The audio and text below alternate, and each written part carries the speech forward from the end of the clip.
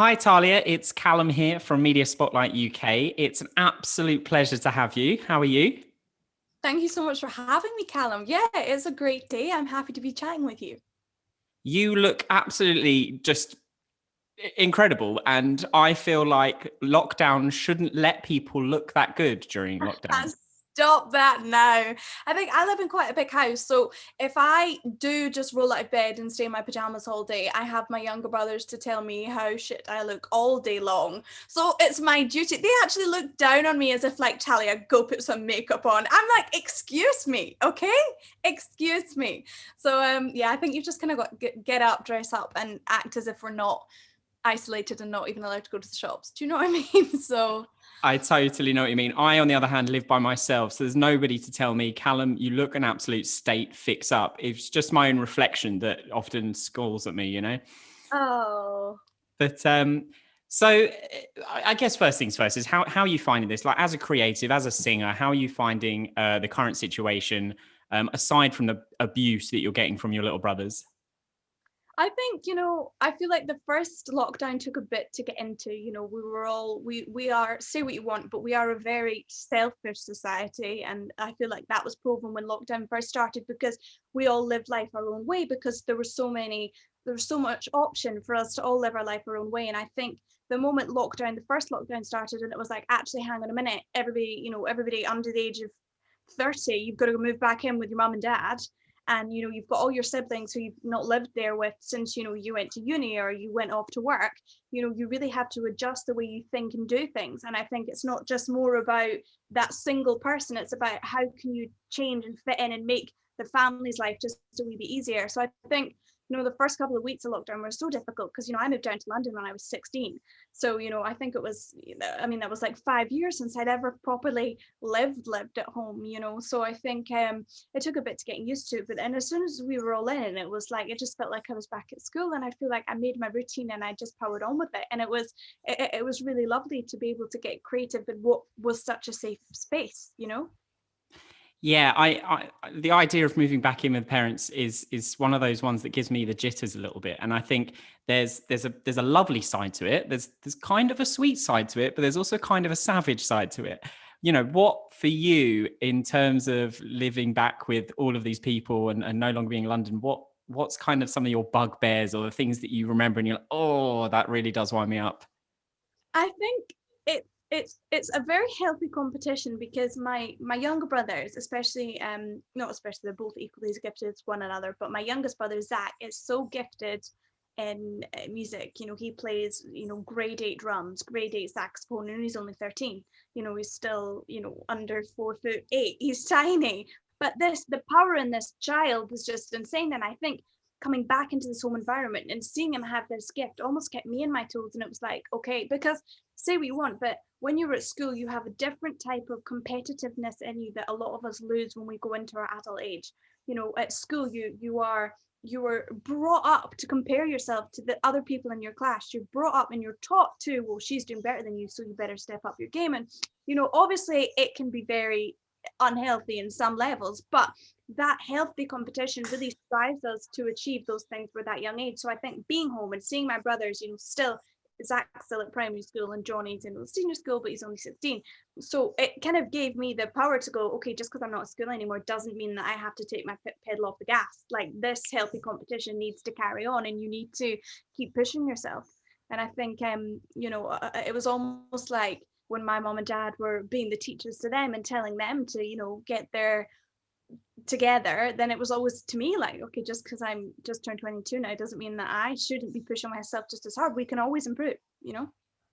I love the fact that the whole family is so musical, and is it something that you could potentially see yourself collaborating as a family?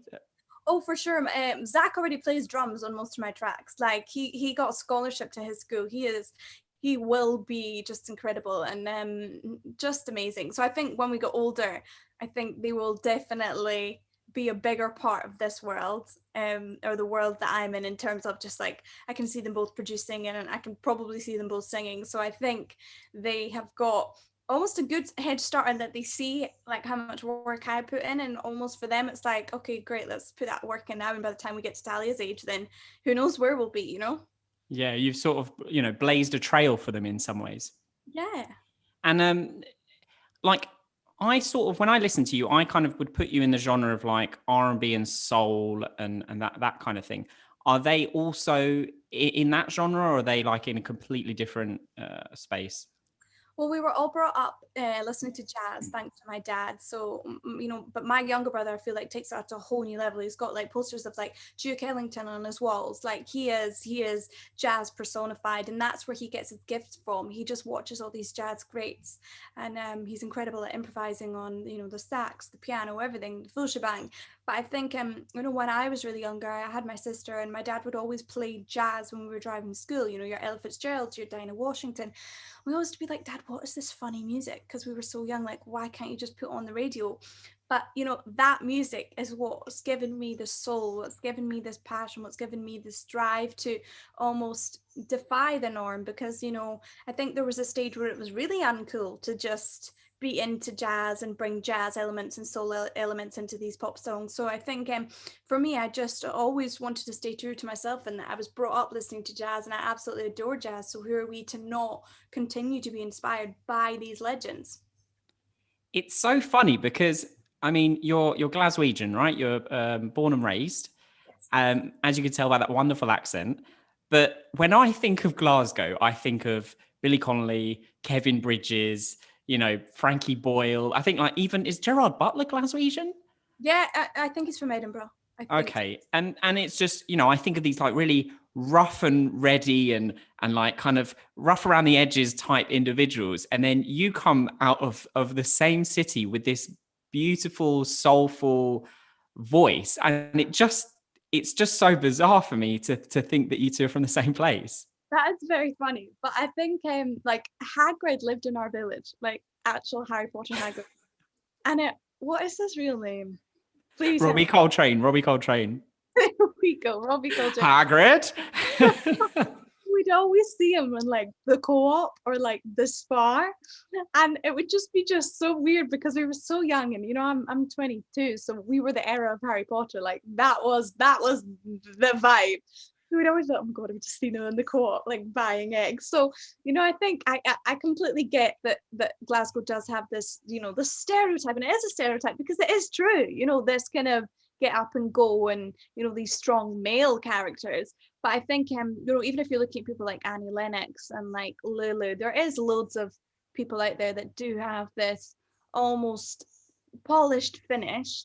But I'm calling it a polished finish because I think we all are the same person, and I am very rough and ready in terms of I come from this chaotic house. Everybody tells it me like it is. If I, like I said, if I'm not looking great, they'll tell me. If I put on a few pounds, they'll tell me. If I'm not singing enough, they'll tell me. But I think that's what makes me who I am, and that I find it quite easy to almost get this kind of reality at home and be me when I'm writing my songs. But then when Tallia Storm comes on to present herself, I love getting dressed up and putting this the varnish on it, because it's like, this is how I want to package myself because of everything that I have experienced. Yeah, it's funny that you talk about the kind of the two sides of you, because you had a song a few years ago about Gemini something. Yeah, a Needy Gemini. Yeah. Needy Gemini, that was it. And then obviously you have Kind of Savage, Kind of Sweet now. And both of these kind of tell me that there's like two sides to the coin of Tallia. Yeah, I think so. Needy Gemini was about, I am a Scorpio, and it was about this Gemini boy who was ridiculously needy, and needy was the only word that I could use that was PG, because I cannot tell you how just irritating this boy was. But there's no question about it, I fancied him, I had a crush on him. But the problem with what they say in anthro blah blah blah times, they say that Geminis stereotypically have two personalities, and that's why their symbol is two heads. So a Gemini has two different heads, i.e. they've got these two different sides to them, so they can be one thing, but actually when they turn their back, they're a completely different thing. So I just wanted to write this song that, I know exactly what you're on about, and you can't hide that behind me, because I'm a Scorpio, and I'll get to the bottom of it. Because people try and, every day of the week, people try and, sell you one thing and do another. And I'm not talking about business, I'm talking on a personal level. And I think I, as a Scorpio, saw right through that. You cannot get anything past us. You know, I am all for my star signs and I'm all for my fellow Scorpios. So if you try and get something past us, we already know. We already know before you've even tried to get it past us. So don't come at us, okay? Do you know what? Even your hand looked like a scorpion's tail as you were saying that. You're like, don't try. Like, I felt like you were stinging me with your stinger there. I mean, I don't know, but it sounds like you need to find yourself a good Taurus man, you know, maybe one who wears stripy jumpers. Yeah. Is that perhaps your star sign? It is. Oh my God, yes. Oh my God. No, wait. What are the characteristics of a Taurus? I don't know my Tauruses. Charming, charismatic, just attractive in every way, I believe. I think that's usually, yeah. And the Greek gods have approved that. That's what it says when I Google Taurus. I mean, it makes sense. Okay, I'll verify that when I get onto my Google later. Don't worry, I'll come back to you. See if all the things are there. I'm sweating now. I'm sweating. It's going to be like Scorpio Taurus compatibility 0%.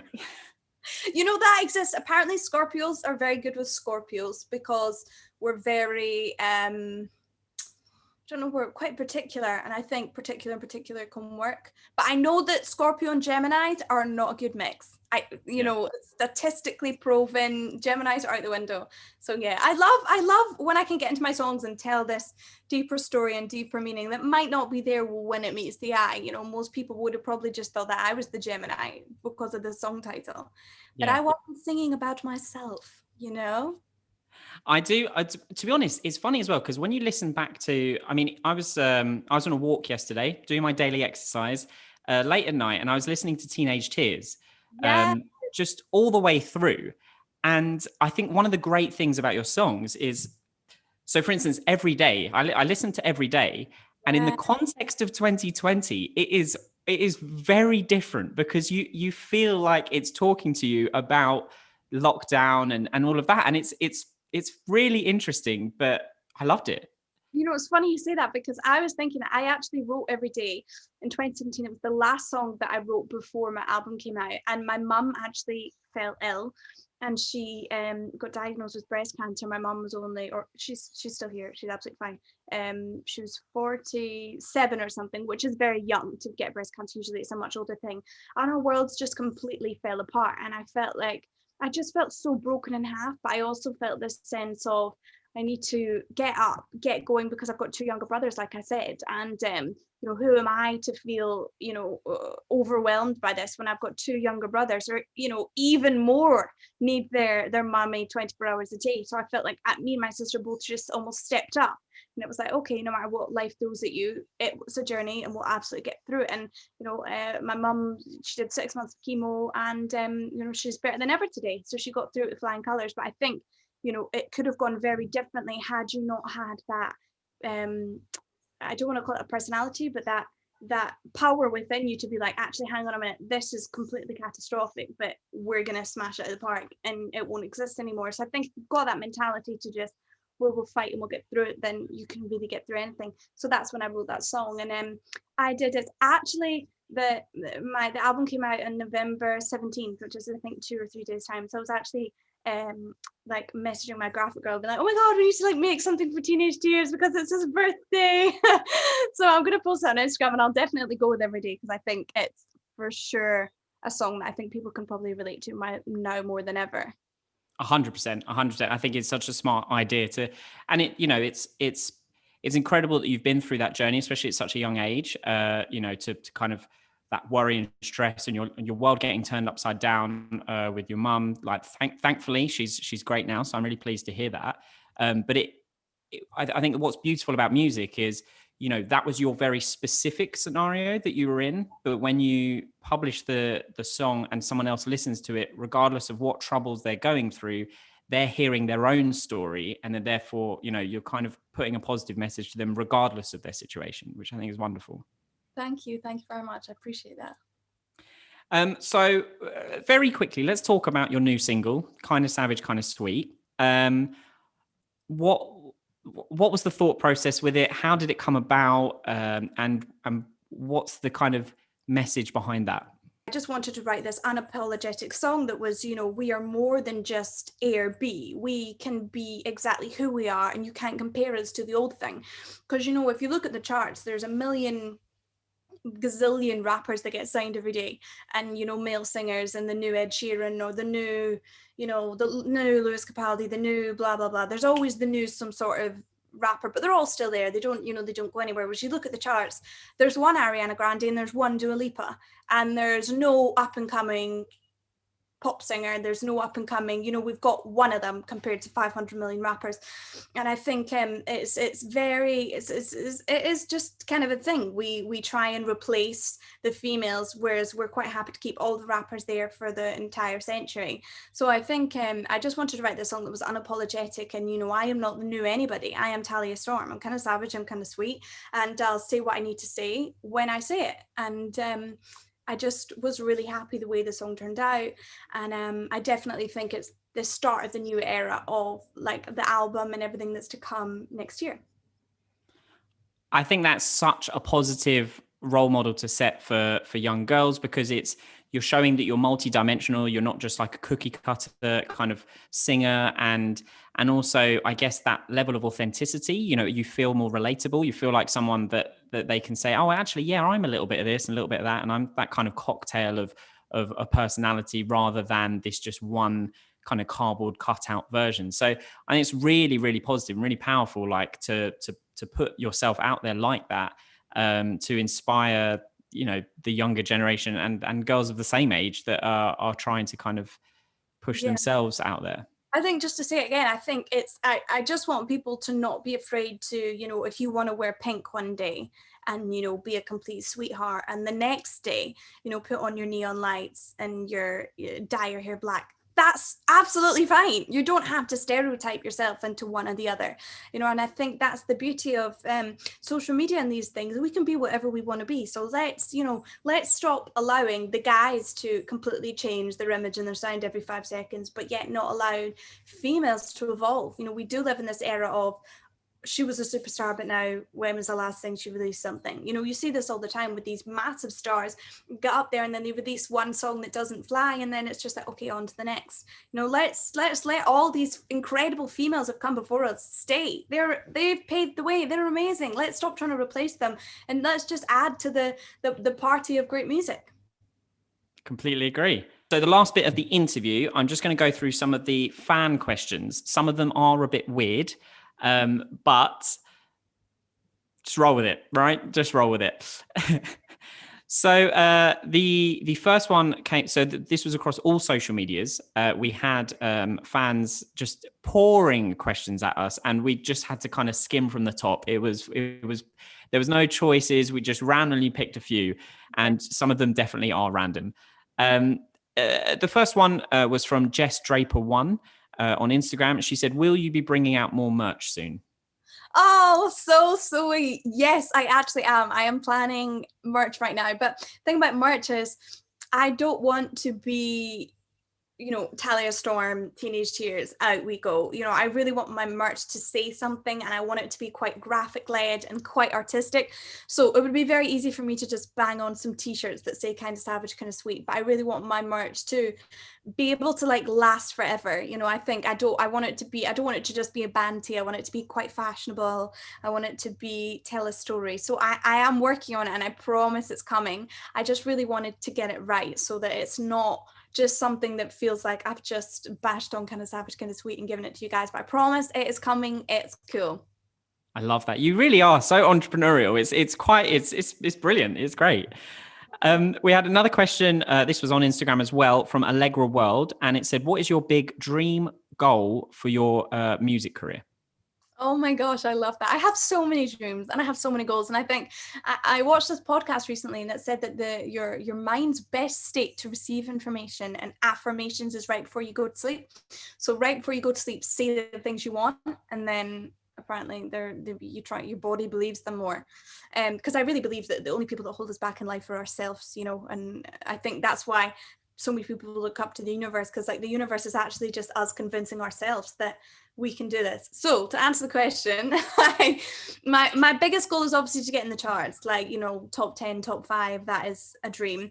But my biggest goal is to just win a Grammy. And as if just win a Grammy, that is my goal. And I think, you know, there's such a fine line between emerging artists and like your Dua Lipa, because you so many people are just so close from like tilting that water cup, but you just need to stay confident and focused, because it will tip if you really concentrate and focus hard enough. And I think one of my favorite people in the world right now is Lizzo, because I think we do live in this society of comparing, you know, win your 5 Grammys by the age of 17. You know, I think Billie Eilish has set this bar for being so young and sensational, and Billie Eilish, I think, is phenomenal. You can't take that away from her. But I also think that, you know, I'm 22, and the most important thing in life you can do is not compare yourself to other people's journeys. You know, Lizzo won her first Grammy, she's 30 now. So, you know, we have no idea if the universe wants us to win our Grammy at 56, but do not be put off by the people that are winning them at 15. You know, so don't compare yourself to someone else's journey. And I think that's the most important thing I tell myself. You know, I think comparison is just the devil. So stay focused, keep at it, and one day we'll get there. Do you know what? I love that. Not just for the people watching this, but also for myself. Like I completely agree with that. I think sometimes comparing yourself is such a it just sends you down a really bad spiral, because there's always going to be someone doing something better at a different point in you. And I like the idea of just going to bed and saying what you want 3 times or something, just putting it out in the universe. You know, tonight, for example, I'm going to go to bed, a date with Tallia, a date with Tallia, a date with Tallia. Yes, you know, yes, and then bam. yes. You know what? The universe might just listen. You know, I'm gonna come on, universe, come on, universe. It's hard. One of the other questions that we got. So I mean, there was loads, and I'm conscious of time, but I'm not really sure how I feel about this one. It was on Twitter, and it was from Daniel Ian Clark. What's Talia's opinion on foot fetishes? Stop! Someone actually wrote that. Yeah. Oh my god! I'm actually tearing up. Oh my god! You know what? I wasn't even familiar that it was like a thing, but I am the type of person that I don't judge anyone. So if you're up for that, if that is your thing, you know, if you've got like posters on the wall to like celebrate whatever fetish you've got, then go for it. Personally, I don't have feet posters on my wall. I don't love it. That's not my thing. But if it's your thing, you know, this guy tweeting, then you keep going with that thing, because whatever makes you get up in the morning, you've got to really believe in it, you know? So, you know, great question. I totally agree. You know, didn't. Oh my God, you know what? I'm laughing more because you've so wrote that down. You so wrote the pun down to use in this moment. You so did. You saw that question. You were like, oh my God, I've got it. I love a pun. I love a pun. Real life tears. Real life tears. Wow. I'm sorry. I didn't mean to make you cry. You know, tears of joy. Wow. And then I guess the final question that which is from Amelia Thompson on Instagram, and it was, what is your favorite thing about your fan base? Oh my God, I love that question. I think I've got quite a lot of like group chats where like I add like the real fans that I'm really seeing like everywhere, and like making edits or, you know, buying merch and stuff like that. And I always go on to it every time I can and like send voice messages or just send them notes or just chat to them. And I think the most important thing is that, you know, there's no age limit. You know, they can be, some of them are super young, some of them are like 20. And I think there's just this community feel of like, we can all encourage each other no matter what we're doing and no matter what we're feeling, and that, you know, some days we will be crying on our bathroom floor, and you know, I have got super sad songs like Drowning I put out at the start of the year, because last year I just wasn't myself. I didn't feel fabulous. And I think it's this feeling of like, you know, we're all in this together. If you need some support, we'll be there for you, but at the same time just really encouraging. And so I love that my fans have just this love and compassion and care for each other, and I think that is incredible. And also, most importantly, I just couldn't be more grateful for the fact that they're supporting me. And I always see these edits, and I always thinking like, God, this must take hours. So I can't tell you how much joy that brings me and how much drive that gives me as well. I think when people say they aren't anything without their fans, then it's true. I wouldn't be anything without that love that I see from them. Yeah, no, I love that you have that group chat and the voice notes and stuff as well. I think that's such a great and innovative way to connect with your fans. That's so much more personal than just fan mail, for example. So I think that's fantastic. Yeah. Well, thank you so much. There, as I said, there was loads of other questions, but actually some of them you answered throughout the interview as well. So it's been really inspirational, hilarious, and an absolute joy to speak with you. So thank you so much. Oh, amazing. Thank you so much for having me. I love chatting to you. This was great fun.